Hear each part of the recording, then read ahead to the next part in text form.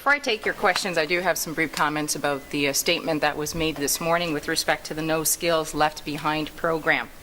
On several occasions in the last week, Todd Branch has engaged in fear-mongering by criticizing our Liberal platform plans to help a group of new Canadian citizens contribute to the richness of this province. Today, I am calling on my Conservative opponent to stop the politics of fear, anger, resentment, and division. We had 8 long years of division when Mike Harris was Premier and Tim Hudak was a minister in that government. We don't need to revisit that unhappy time. To my mind, a Canadian is a Canadian is a Canadian. It is perhaps important to remind people what the No Skills Left Behind program is and what it isn't. It's a plan to spend $12 million to help about 1,200 new Canadian citizens get the work experience they need to get their Canadian certification. It is modest and limited, but of crucial importance in addressing a critical need for a handful of highly skilled new Canadians.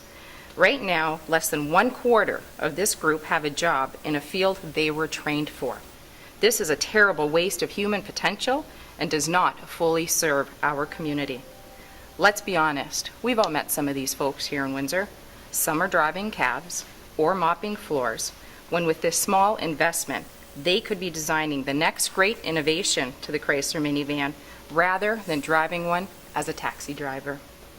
This morning, Mr. Branch completely misrepresented this initiative in a number of areas. He claimed teachers and nurses trained in Detroit would have an advantage over Canadian grads. In fact, the Liberal plan applies only to private sector employers, not the public sector. Mr. Branch complained the program was limited to a 5-year time limit.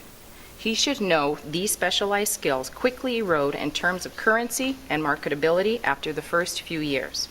These early years are the most critical and the most difficult for new Canadians in bringing their outstanding skills in our workplaces. In their platform, the PCs promise a small grant for language training.